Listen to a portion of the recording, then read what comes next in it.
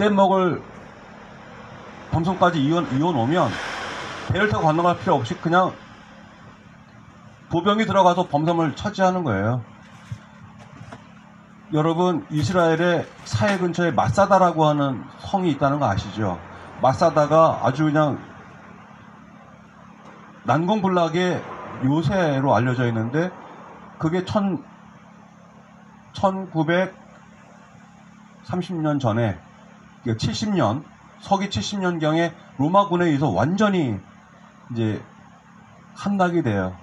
그 함락을 어떻게 시키냐면, 거기는 사면을, 흙을 쌉니다. 히브리 노예들을 시켜서 무려 6년에 걸쳐서 이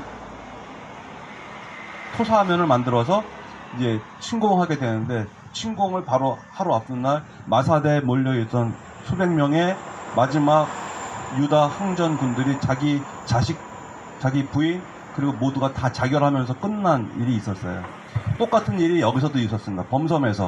범섬에서 이 고려의 정규군에게 항복하느니 우리 다 죽자. 범섬에서 죽어요. 그 목호들하고 함께 결합했던. 그래서 사실은 승전을 했는데, 승전 뭐라고 해, 전리품이 아무것도 없었던 거예요. 그런데 명예를 회복한 겁니다. 이제 원나라에 복속됐던 제주도를 이제 완전히 고려 땅에, 고려국의 땅으로 회복했다. 그 이름을 최영 장군이 건의를 하신 게 법으로 돌려받았다. 이게 법판입니다. 근데 이 아픔이 있다 이거예요, 저는. 고려시대에도 아픔이 있었죠. 일제시대에는 없었습니까?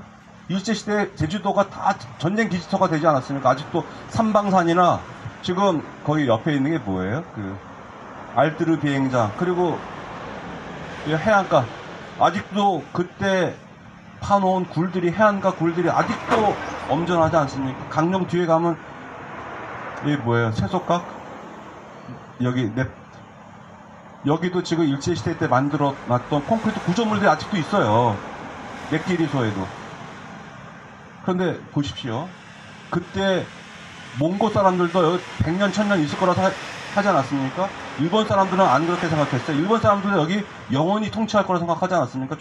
조선 땅을. 근데 지금 제주도에 일본 사람들 그렇게 살고 있나요?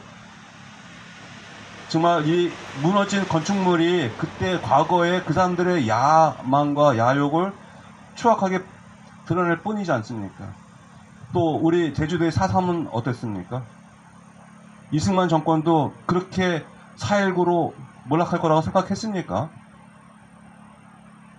그리고 다시 또 지금 이 아름다운 보석과 같은 이 섬을 강정기지로 이렇게 훼손해 놓고, 이제 그것도 모자라서 제2성산도 그렇게 만들겠다 이러고 있는, 정말 상처투성이, 누더기가 된 아름다운 섬을 볼 때마다 아름다움과 슬픔이 이렇게 함께 교차하는 느낌을 갖게 됩니다.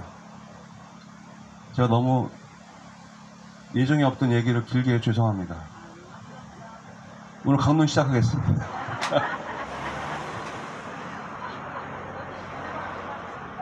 네, 강론 짧게 해야 되겠습니다. 오늘 오른손이 구부러진 사람을 고쳐주시는 대목이 오늘 복음의 얘기입니다.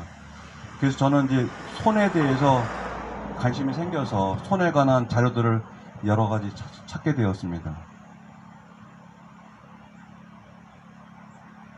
우선 저희부터 할게요. 우리 연기자들이 무대 앞에 서서 연기를 하지 않습니까? 뭐 여러 사람의 역할들을 연기를 해요.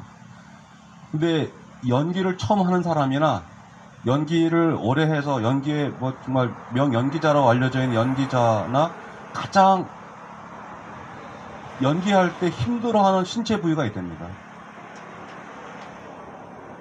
이게 얼굴 표정이나 눈빛이나 이게 아니라 손이라고 합니다. 손을 어떻게 해야 할지 모르고, 대사도 다 외우고 연기도 하는데 손을 어떻게 해야 할지 모르겠다는 것이 연기자들의 공통된 어려움이라고 합니다. 왜 그럴까요? 손이 뭐 어떻길래. 그래서 그분들은 표현하기를 연기할 때 차라리 손이 없었으면 좋겠다고 얘기할 정도예요. 손은 마음을 은연중에 표현합니다. 손의 모양은 자기의 마음이 어떤지를 드러내요. 화날 때 주먹 쥐잖아요. 화날 때 저절로 주먹이 젖어요. 그렇지 않습니까? 우리 말을 할 때 말로 의사소통하잖아요. 그 말이 얼마나 중요합니까? 말 다음으로 제일 중요한 의사소통 수단이 손입니다. 손만 가지고도 의사소통을 해요. 그러니까 수화가 있잖아요. 수화라고 하는 것이 이게 입으로 하는 말 이상으로 이 손 모양으로 의사소통이 가능하다는 걸 보여주는 가장 명백한 증거입니다. 다시 말할게요. 손은 그냥 이 여러 가지 기능이 있는 신체 부위 정도뿐만 아니라 그 사람의 마음을 드러내는 수단이에요. 그 사람의 손을 보면 그 사람이 지금 정서 상태가 어떤지, 건강 상태가 어떤지, 그 사람이 어떻게 살아왔는지가 다 보인다는 거예요. 그 세 번째 얘기하는 것이 손금이고, 많은 의사들은 그 사람의 손을 보면, 손가락을 보면, 손톱을 보면 그 사람의 건강 상태가 어떤지 체크할 수 있을 정도라고 해요. 말하자면 손은 자기 인생의 축소판이자 자기 마음의 창이고 자기 운명을 보여주는 상징물과 같다. 우리 손가락으로 욕도 하잖아요.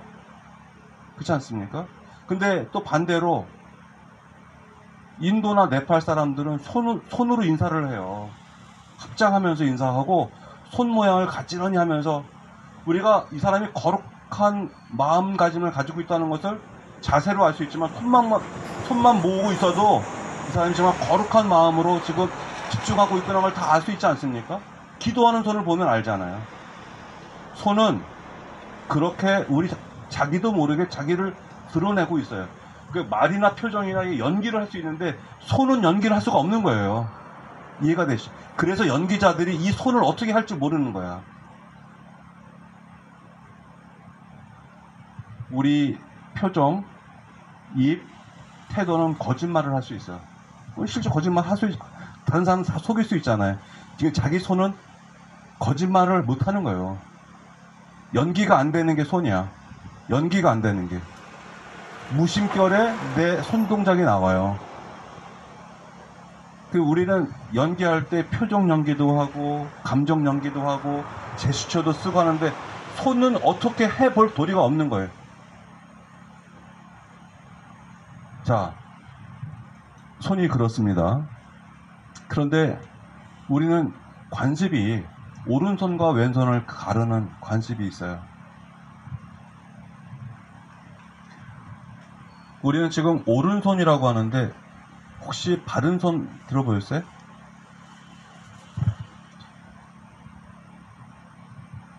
오른손 왼손 이렇게 하잖아요. 제주도도 그렇게 쓰죠. 오른손 왼손. 바른 손이라고 썼나요? 바른 손이라고 쓰는 표현은 경기도하고 황해도하고 충청도 북도, 강원도 일부. 그러니까 이게 서울 지방의 고유한 말입니다. 원래 표준어를 정할 때 수도가 있는 지역의 용어를 표준어로 정하잖아요.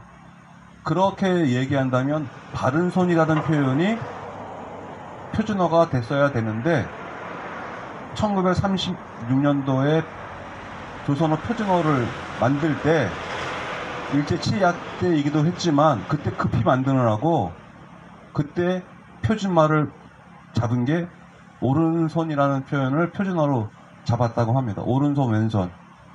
그러다가 1986년이 돼서야 바른 손도 표준말이다라고 해서 바른 손, 오른손을 같은 표준어로 쓰고 있다고 합니다. 제가 어렸을 때만 저는 경기도 지방에 살았으니까 그때 딱 바른 손이었어요. 그래서 그 당시 국민학교 다닐 때 바른 손이라고 하면 안 되고 오른손이라고 해야 된다고 선생님이 가르쳤던 게 기억이 나요. 그렇게 오른손, 바른 손이 이제 서울, 경기 이 지역에서는 문제가 됐던 일이 있었습니다. 혹시 예전 기억이 나시는 분들은 기억하실 수 있을 것 같아요. 이 오른쪽이라는 뜻은 우리말의 옳다, 옳은이라는 말하고 연결되어 있습니다. 근데 왼손은 왜 왼손이 된지 아세요? 외다라는 말에서 왔다고 합니다. 외다라는 말은 지금 쓰지 않는데 그것이 우리 옛말에 그르다는 말이 외다라는 말이에요. 그래서 왼손은 그른 손이야. 그릇된 손. 오른쪽 손은 오른손. 그래서 바를 정자, 바를 정. 오른쪽은 바르고 왼쪽은 바르지 않은 거예요. 이런 관념이 우리 말 속에 담겨져 있습니다. 근데 이 손에 따라서 오른쪽은 좋은 것, 올바른 것, 왼쪽은 틀린 것, 그런 것, 이런 개념이 우리나라만 있는 게 아니에요. 영어에도 있고요. 불어에도 있고, 그리스 말, 이태리 말, 대부분 전 세계에 모두 다라고 할 수는 없지만 오른쪽을 다 올바른 이라는 뜻을 가지고 있어. 영어에도 right라고 하잖아요. right. 이렇게 오른쪽이라는 뜻도 있고 맞다라는 뜻이 있어요. left라고 하는 뜻도 이게 왼쪽이라는 뜻도 있지만 이게 그르다라는 뜻도 있거든요. 우리하고 똑같아요. 너무 어학적으로 너무 의미가 같다는 게 이상할 정도이죠. 그 한자로 얘기하면요, 오른쪽을 뜻하는 우라고 쓰여있죠. 간단한 한자니까 기억나실 거예요. 쓰실지도 알 거예요. 그 뜻이 뭐냐면 상형 문자가 입에 가는 손, 입으로 가는 손, 식사하는 손, 입에 와 닿는 손을 우측이라고 한 거고요. 좌자라고 하는 것은 똑같은 앞에 이렇게 되어 있는 이 변이 손숫자 변입니다. 손수변인데, 손인데 도구를 들고 있는, 공구를 드는 손이 좌예요. 그러니까 주된 손은 우측이고 좌측은 보조하는 손이라는 뜻을 한자가 담고 있습니다. 영어 얘기가 나왔으니까 여러분 manufacture라는 말 알죠? 제작하다, 생산하다. 그다음에 그러니까 지금 손으로 수공 제작하는 걸 manufacture라고 해요. 그 manufacture의 어원은 손으로 만들다라는 뜻에서 온 거거든요. 손이라는 뜻이 라틴어로 마누스예요. 마누스. 그 마누스의 어원은 man입니다. man.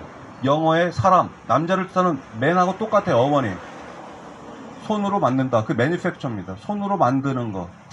손으로 만들 수 있었던 인류 문명의 시작점들을 여러 가지 찾는데, 불을 사용하게 된 것들, 또 직립보행하게 된 것들, 또 바퀴를 발명한 것들, 이런 여러 가지들이 문명의 가장 기본이 되는 것들이에요. 근데 많은 학자들이 얘기하는 것이, 인류가 문명이라고 하는 이 문명의 기초를 놓을 수 있었던 것은 직립보행을 했기 때문에 가능하다는 거예요. 직립보행을 해서 손이 자유로워졌어. 손이 자유로워지면서 이 손으로 무언가를 만들기 시작하고 무언가 도구를 사용하기 시작하면서 문명이 시작됐다고 하는 거죠. 거기서 이 manufacture의 기본이 되는 손, 여러분 매뉴얼이라는 뜻, 매뉴얼 아시죠? 뭐 사용 설명서라는 뜻이지만 매뉴얼의 원래 뜻은 손으로 사용하다는 뜻이에요. 손으로 사용하는. 그래서 우리 자동차에 오토매틱 스틱이 있잖아요. 오토매틱이 아닌 1단, 2단, 3단, 4단, 이게 예전에 크러치 밟아가면서 했던 그것을 매뉴얼 스틱이라고 그래요. 손으로 쓰는 스틱이라는 뜻이. 그 매뉴얼, 또 매니팩처, 마누스라고 하는 이 손의 힘은 사실은 우리가 지금 누리고 있는 이 문명의 가장 밑바닥에 있던 것과 같다. 자, 오늘 복음 얘기를 다시 들어가면요, 오늘 복음에 예수님께서는 오른손이 오그라든 사람이에요. 오그라든 남자죠, 정확하게 얘기하면. 자, 오른손이 오그라졌으니 얼마나 불편했겠어요. 그 불편함을 예수님께서 풀어주신 거라고 우리는 우선 생각할 수 있습니다. 그런데 거기서 그치지 않아요. 예수님 시대에는 지금처럼 공작기계라든가 기계가 없던 시절이잖아요. 다 사람 손으로 했던 거예요. 농사도 사람 손으로 하고, 물론 짐승의 힘을 도움받았지만 대부분의 일은 사람 손으로 했습니다. 예수님도 목수로서 일을 하셨는데 예수님 손으로 일을 하셨지, 다른 것을 지금처럼 전기 톱날이 있던 거나 이런 기계가 있던 시절이 아니었기 때문에 오른손으로 일을 해서 먹고 사는 사람이 손이 오그라들어서 일을 할 수가 없는 상태가 된 거예요. 일을 할 수 없는 상태가 됐다면 이 사람은 생계가 어떻겠습니까? 그 전에 벌어놓은 돈이 많아서 상속받은 게 많아서 걱정이 없었다면 모를까.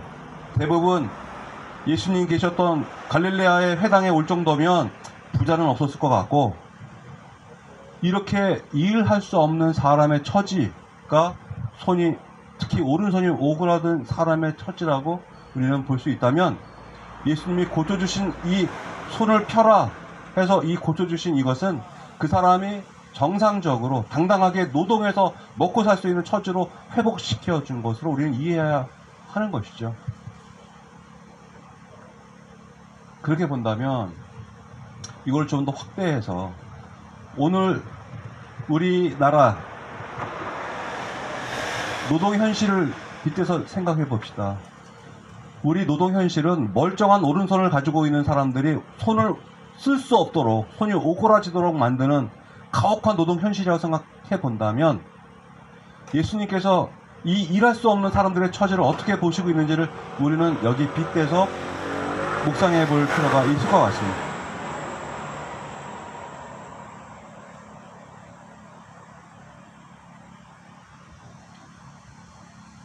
지금 1년 반 조금 넘은 우리 윤석열 정부에서는 입만 열면 이제는 너무너무 지긋지긋한 얘기들을, 그만 들었으면 좋겠다는 얘기들을 그냥 오요문서처럼 품어내고 있지만, 다시 언급해드려서 기분 나쁘시다면 죄송합니다만, 카르텔 얘기를 그렇게 하잖아요. 무슨 사교육 카르텔, 건설 카르텔, R&B 카르텔, 무슨 카르텔은 그렇게 얘기했는데, 그렇게 얘기하는 자기네들이 진짜 카르텔이잖아요. 검찰 카르텔은 왜 얘기 안 합니까? 조폭보다 더 악랄한 조폭 같은 검찰 카르텔, 법조 카르텔, 그 사람들이 우선 척결 대상이죠. 카르텔로 얘기한다면. 근데 모든 것이 그렇지만 거짓말을 제일 크게 한 사람이 누굴까요? 거짓말을 가장 뻔뻔스럽게 하고 가장 큰 소리로 거짓말하는 사람이 진짜 거짓말쟁이죠. 도둑놈들이 작은 도둑을 더 크게 비난하는 법이잖아요.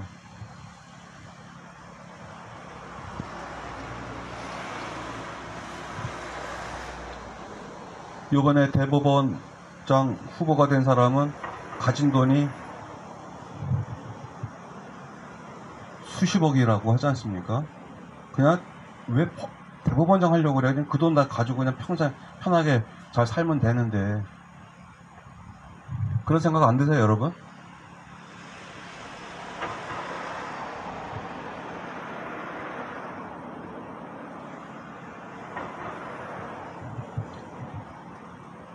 건설 카르텔이라고 노조위원장 했던 죄밖에 없는 사람을 공갈 협박죄로 검찰이 불렀어요. 그것 때문에 정말 나 자존심 상해서 못 살겠다고 법원 앞에서 항의 분신해서 죽은 우리 건설 노동자가 있었죠. 이름이 양회동 씨였어요. 우리 신자였고, 자기가 부양에 가족이 있는 거 모를 바가 없었지만 얼마나 격분하고 자존심 상했으면 그렇게 분신을 했겠습니까? 이제 그분뿐만 아니라 이 땅의 모든 노동자들을 다 죽음으로 몰고 가고 있는 이 나라 노동 현실, 또 기업하는 환경, 정부의 정책을 본다면 이 멀쩡한 사람도 노동 현장에서 이제 매일 죽어가서 이제 더 이상 기사거리가 안 될 정도가 된, 노동 건설 현장에서 하루에 수명씩 죽어가잖아요. 우리가 어려서부터 아껴 먹던 삼립호빵, 삼립빵 SPC라고 하는 그 그룹에서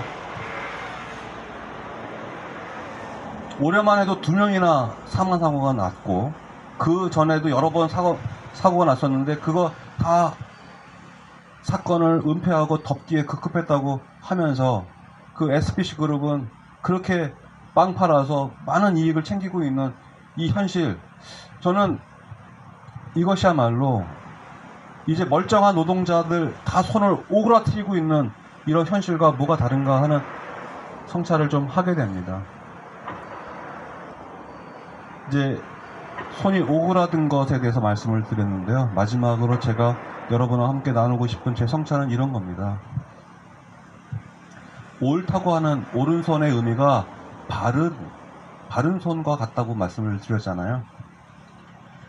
이 오그라든 오른손을 폈다고 하는 것은 노동 능력만 회복한 것이 아니라 우리가 바르게 사는 방법을 바르게 살 수 있도록 예수님께서 교정해 주셨다는 뜻이 되거든요.